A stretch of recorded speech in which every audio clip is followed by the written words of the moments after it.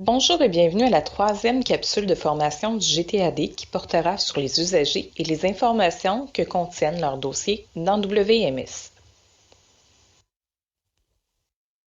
Les sujets abordés lors de cette troisième capsule sont les suivants. Nous expliquerons d'abord les catégories d'usagers, puis la structure des informations sur les catégories d'usagers, les sous-catégories d'usagers et les données personnalisées. Nous ferons ensuite un survol des niveaux de service selon les catégories d'usagers. Nous expliquerons à quoi servent les préfixes devant les catégories d'usagers. Nous aborderons aussi le sujet des renseignements personnels des usagers dans le contexte de WMS. Puis nous terminerons la capsule en vous présentant les champs retenus dans les dossiers d'usagers et la logique d'affichage des historiques de transactions et des historiques de communication dans les dossiers des usagers. Comme vous le savez probablement déjà, le partenariat a adopté 6 catégories d'usagers harmonisées, soit les catégories suivantes. Communauté universitaire BUQ, entente externe applicable au BUQ, entente collégiale, diplômé, la catégorie travail et entente locale. Chacune de ces catégories harmonisées a été traduite en anglais pour les universités anglophones. Les libellés anglais retenus vous seront présentés dans une prochaine diapositive. Notons que lors de l'analyse préliminaire qu'a fait le GTAD pour dresser la liste des catégories harmonisées, le GTAD a recensé plus de 300 catégories d'usagers différentes dans les systèmes actuels des bibliothèques. Nul doute que nous n'aurions pas pu garder ces 300 catégories pour avoir des règles harmonisées. Le GTAD a adopté une simplification des catégories d'usagers pour faciliter les processus de migration et de conversion de données, pour simplifier les attributions des modalités de prêt et pour assurer leur cohérence. Et puis finalement, pour faciliter le paramétrage des règles de prêt dans WMS. Toutefois, le GTAD est très conscient que les nombreuses catégories d'usagers actuels présentes dans les bibliothèques étaient générées pour avoir plus d'informations sur certains types d'usagers. En effet, il est bien souvent important pour les employés des comptoirs de service d'en savoir un peu plus sur un usager, de savoir par exemple si c'est un professeur ou encore un étudiant des cycles supérieurs. Ainsi, pour répondre à ce besoin informationnel pour les comptoirs de prêt, le GTAD a réfléchi à une structure de catégories d'usagers subdivisée par sous-catégories d'usagers. Donc, tel que le démontre le diagramme de cette diapositive, l'information sur les catégories d'usagers harmonisées se retrouve dans le champ type d'usager, dans le profil d'usager dans le module de circulation WMS. C'est ce champ en particulier qui servira à attribuer les règles de prêt aux usagers dans WMS. Les sous-catégories d'usagers, harmonisés ou non harmonisés, se retrouvent dans le champ Données personnalisées 1. La liste des sous-catégories harmonisées vous sera présentée dans les diapositives suivantes. Ces catégories sont présentes uniquement pour fournir des informations complémentaires et ne peuvent pas être utilisées pour donner des règles de prêt particulières à des sous-catégories d'usagers. Finalement, il y aura des zones de spécification ou d'informations complémentaires dans les données personnalisées 2, 3 et 4. Le contenu de ces champs de données personnalisées est déterminé localement par les établissements, donc vos bibliothèques vous expliqueront comment les utiliser au moment venu. Le tableau présenté dans les prochaines diapositives vous présente les niveaux de services offerts par catégorie d'usagers harmonisés ainsi que les sous-catégories d'usagers harmonisés que vous retrouverez dans WMS. Il indique également quelles catégories sont considérées comme étant de type CU ou de type non CU. Pour la catégorie d'usagers communauté universitaire des BUQ, vous verrez les expressions suivantes dans WMS. Communauté, uni, BUQ ou uni, community, BUQ. Comme vous le comprendrez, nous avons dû utiliser ces expressions raccourcies à cause du nombre limité de caractères dont nous disposons pour ce champ dans le module de paramétrage de circulation de WMS. Les sous-catégories harmonisées liées à la catégorie communauté universitaire BUQ sont les suivantes. Donc, vous avez étudiants premier cycle, étudiants cycle supérieur, personnel enseignant, ceci inclut les professeurs, les employés, les retraités et les usagers collégiaux de Bishop et de l'UQAT. Tous ces usagers auront droit au prêt réseau ainsi qu'au PEB et se verront attribuer les règles de prêt du prêt réseau, donc sans document, 30 jours, avec renouvellement automatique. Évidemment, cette catégorie d'usagers est considérée comme étant de type CU. Pour la catégorie d'usagers entente externe applicable au BUQ, vous verrez les expressions suivantes dans WMS. Entente externe BUQ ou Extern Agreements BUQ. Ces usagers sont ceux qui proviennent notamment des autres universités du Canada ou encore de la BANQ selon les termes établis dans l'entente pan-canadienne sur la réciprocité du privilège d'emprunt direct. Les sous-catégories d'usagers harmonisés de la catégorie entente externe BUQ donnent plus d'informations sur le consortium d'appartenance de ces usagers ou sur la provenance de ces usagers de la BANQ. Ces usagers n'auront pas accès au prêt réseau et ne pourront pas nous adresser directement des demandes de PEB. Donc, nous n'emprunterons pas pour eux des documents ailleurs en PEB. Notons aussi que ces usagers n'auront pas le droit de réserver de documents dans nos bibliothèques. Toutefois, en emprunt direct, ces usagers se verront attribuer la règle de prêt de 100 documents, 30 jours avec renouvellement automatique. Nous avons harmonisé l'application de cette règle de prêt puisque ces usagers peuvent aisément, selon l'entente, se promener d'une bibliothèque à une autre pour faire des emprunts directs et le service sera donc plus cohérent pour eux. Ces usagers sont considérés comme non-communautés universitaires puisqu'ils ne font pas partie des communautés universitaires québécoises. À partir de cette diapositive, toutes les catégories d'usagers qui vous seront présentées n'ont pas de sous-catégorie d'usagers harmonisés au niveau du réseau, mais elles pourraient en avoir selon les décisions locales que votre bibliothèque a faites. Vos bibliothèques respectives vous fourniront donc plus d'informations à ce propos le moment venu. Toutes ces catégories d'usagers n'auront pas accès au prêt réseau ni aux services de PEB. Les règles de prêt qui leur sont accordées sont toutes définies localement. Finalement, tous ces usagers sont considérés comme étant de type non-communauté universitaire. Donc, pour la catégorie d'usagers entente collégiale, ce qu'il me reste à vous spécifier est que vous verrez l'expression suivante dans WMS, entente collégiale ou Cégep Agreements. Les usagers qui s'y trouvent sont des étudiants des cégeps avec lesquels nos bibliothèques ont des ententes particulières.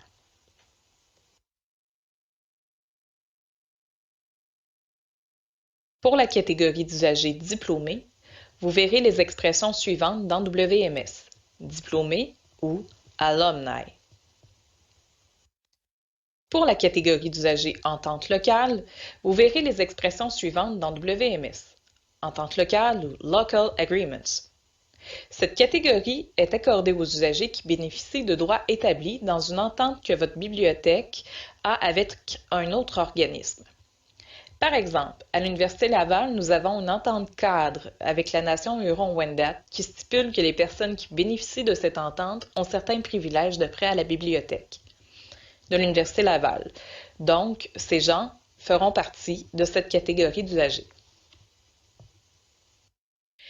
Finalement, la dernière catégorie d'usagers dont je dois vous parler est la catégorie travail. Vous verrez les expressions travail ou work pour cette catégorie. Il est important de comprendre que ce n'est pas une catégorie qui est utilisée pour générer les dossiers d'usagers des employés de vos universités. Non, parce que ces dossiers sont inclus dans la catégorie communauté universitaire. Il s'agit de dossiers de prêt qui peuvent être utilisés pour enregistrer des transactions de prêt qui sont reliées à une tâche ou une chaîne de travail dans vos bibliothèques. Le meilleur exemple de l'utilisation de cette catégorie est celui qui est lié à la chaîne de travail du PEB.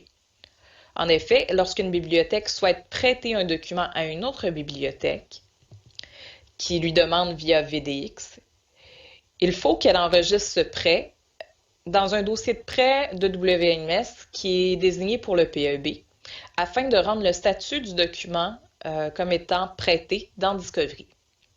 Par la suite, toutes les étapes de prêt entre bibliothèques seront effectuées grâce à VDX. Toutefois, cette étape dans WMS nous permet d'avoir un catalogue beaucoup plus transparent. Finalement, vous remarquerez que dans WMS, toutes les catégories d'usagers que vous verrez via les dossiers d'usagers seront préfixées. L'utilisation des préfixes a été nécessaire pour permettre la granularité de paramétrage des règles de prêt consortiales et locales. Voici la liste des préfixes qui ont été utilisés et leur correspondance à l'établissement.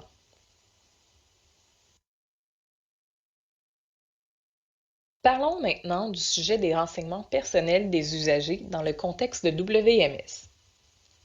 Dans le cadre de notre travail dans les bibliothèques universitaires québécoises, nous sommes appelés à transiger avec des renseignements personnels de nos usagers. Nous avons un devoir moral et légal de s'engager à respecter la confidentialité de ces données qui nous sont accessibles. Mais qu'est-ce qu'un renseignement personnel?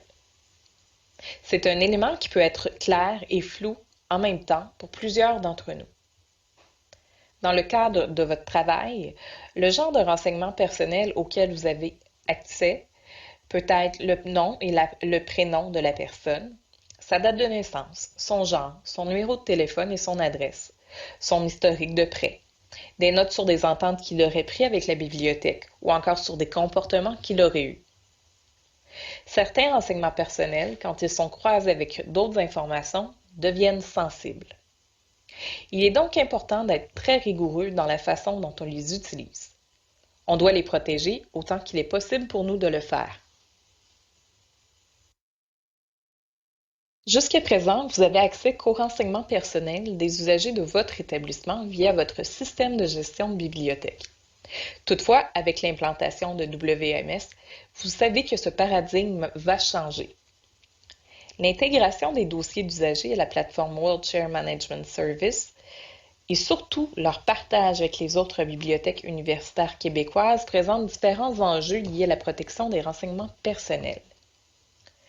Depuis le début du projet PPS, ce dossier a été traité avec un grand soin par les établissements universitaires et tout est mis en œuvre pour assurer la sécurité de ces données. C'est dans cette optique que les secrétaires généraux et les conseillers juridiques des établissements universitaires ont convenu d'une liste de mesures pour s'assurer de la protection des renseignements personnels des usagers en conformité avec la loi sur l'accès aux documents des organismes publics et sur la protection des renseignements personnels, à laquelle les universités sont assujetties. Ainsi, le fournisseur OCLC aura l'obligation d'héberger les données au Canada et les données des usagers partagées par les bibliothèques devront être limitées au strict minimum. Pour les BUQ, les établissements ont adopté comme mesure commune de faire signer un formulaire d'engagement de confidentialité aux membres du personnel des bibliothèques universitaires québécoises qui auront accès à ces données dans le cadre de leur travail. D'autres mesures de gestion de la confidentialité des données s'ajouteront prochainement et vous seront communiquées au fil de l'avancement du dossier. Toutefois, nous avons déjà implanté quelques bonnes pratiques au sein du partenariat pour assurer une meilleure protection des renseignements personnels. Nous pouvons nommer notamment la mise en place d'une gestion rigoureuse des attributions des rôles dans WMS par employé. Quand on parle de rôles, ce sont les profils d'utilisateurs qui vous seront accordés pour vous permettre de réaliser vos tâches dans WMS. Plusieurs rôles dans différents modules donnent accès aux renseignements personnels des usagers et non pas uniquement ceux liés au module de circulation. C'est donc pourquoi nous souhaitons vous sensibiliser à l'importance de prendre au sérieux la protection des renseignements personnels de nos usagers, et ce même si vous ne faites pas partie du personnel des comptoirs de prêt. Comme autre mesure, nous avons statué qu'il fallait restreindre au minimum les informations présentes dans les dossiers d'usagers. Une autre mesure a été l'adoption d'un formulaire de consentement pour les usagers qui ne font pas partie des communautés universitaires et qui souhaitent s'abonner aux bibliothèques. Ces usagers devront signer le formulaire pour nous permettre de verser leur information, leur renseignement personnel dans WMS. Finalement, nous avons adopté une ligne directrice de codage de notes dans les dossiers d'usagers. Vous vous demandez pourquoi nous devons utiliser maintenant des codes au lieu d'inscrire des notes dans les dossiers? C'est parce que les notes peuvent devenir facilement un renseignement personnel sensible. Imaginons un moment que nous n'utilisons pas de code et inscrivons des notes dans les dossiers des usagers et que tous les employés ayant accès au dossier des usagers pourraient voir les notes prises, par exemple, sur une entente de paiement qu'un usager aurait pris avec l'Université Laval parce qu'il n'avait pas les moyens financiers de payer 200 $ en un seul versement après avoir perdu ou abîmé un livre. Cette note révélerait en fait une certaine information sur sa situation financière. Ou encore, il pourrait y avoir d'autres types de notes qui pourraient stipuler ou décrire un comportement dérangeant ou inquiétant qu'un usager aurait eu. Ces informations mal utilisées ou utilisées hors contexte pourraient porter préjudice à ces usagers. Dans le cas du dossier portant sur les renseignements personnels des usagers, comme je vous ai dit précédemment, il était rapidement très clair qu'il fallait se restreindre à un minimum d'informations dans les dossiers d'usagers de la communauté universitaire qui sont versés dans WMS en raison du contexte du partenariat. Plusieurs des informations qui se trouvent dans les dossiers de nos usagers sont des renseignements personnels. Toutefois, ils deviennent plus sensibles lorsqu'ils sont regroupés ensemble et peuvent donner une information ciblée sur un individu. Le GTAD a donc entrepris une analyse pour s'assurer de conserver les champs minimaux dans les dossiers d'usagers, mais qui nous assurait d'être en mesure de continuer à effectuer nos opérations dans le module de circulation. Au terme de cette analyse, les champs conservés ont été validés par le secrétaire général des universités. Donc, la colonne de gauche est les renseignements personnels des usagers qui nous ont été autorisés de verser dans WMS afin de nous permettre de poursuivre nos opérations de travail. Vous verrez donc uniquement les informations suivantes dans les dossiers d'usagers. Le nom, le prénom, le code barre, la catégorie et la sous-catégorie d'usagers, les notes codifiées, les codes d'utilisateurs pour l'authentification institutionnelle, d'autres identifiants, la bibliothèque d'attache de l'usager, la faculté ou le département si la bibliothèque a jugé qu'il fallait déposer cette information dans les dossiers, l'adresse de courriel institutionnelle, la date d'expiration du dossier et l'historique de transaction et l'historique de communication reçu pendant une période de 5 mois après les transactions. La liste de droite est constituée de toutes les exclusions des renseignements personnels qui ne seront pas inclus dans les dossiers d'usagers parce qu'ils ne sont pas assez essentiels pour nos opérations. Cette liste contient notamment les adresses et les codes postaux autant personnels que professionnels des usagers, les numéros de téléphone autant personnels que professionnels des usagers, le numéro d'assurance sociale, le numéro de matricule, le code permanent, la date de naissance, le genre, la langue parlée, le titre et la photographie de la carte d'identité.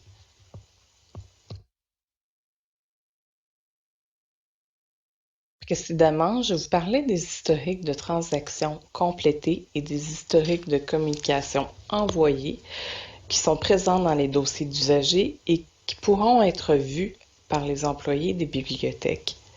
Donc, ces historiques ne montreront pas la même chose, tout dépendant tout dépendant de la provenance de l'employé qui la consulte. Je vais vous montrer la différence dans les 3 prochaines diapos.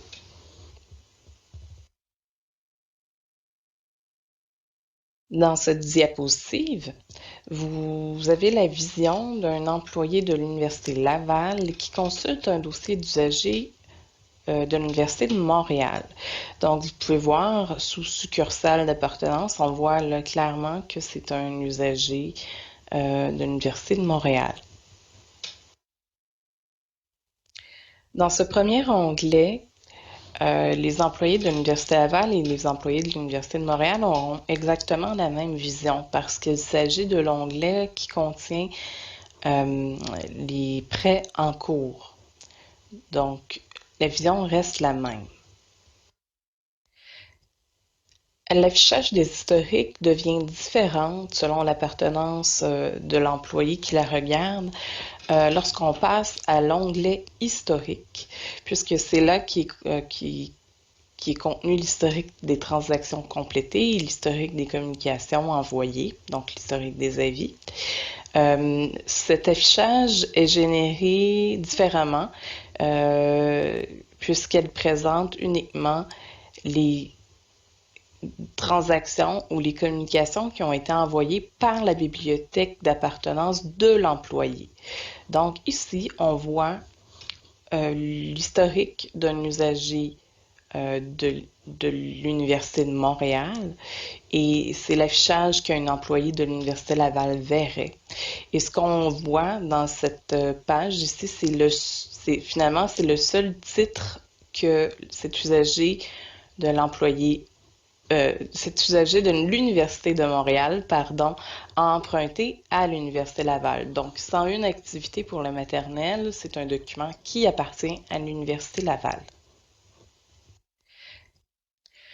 Toutefois, quand on passe à la vision Université de Montréal, donc ici, ce que vous avez à l'écran, c'est pour le même étudiant de l'Université de Montréal. On a fait une capture d'écran de la vision d'un employé de l'Université de Montréal. Et puis, ce que vous pouvez voir, c'est qu'il y a beaucoup plus de transactions complétées. Donc, ce que l'Université de Montréal va voir, c'est uniquement les transactions qui ont été faites sur ces documents. Les documents qui appartiennent à l'Université de Montréal. Vous pouvez voir, si on regarde rapidement la liste, qu'il n'y a pas 101 activités pour la maternelle parce que ce document appartient à l'Université Laval et ne fera donc pas partie de l'historique qui est affiché quand c'est un employé de l'Université de Montréal qui consulte ce dossier et cet historique. Donc, cela fait le tour pour les sujets de cette capsule. Voici les documents références qui nous ont servi pour monter le contenu. Si vous avez des questions, vous pouvez communiquer avec nous par l'entremise de votre coordonnateur local ou sur le canal Slack WMS Circulation. Bonjour, mon nom est Mylène Thérien et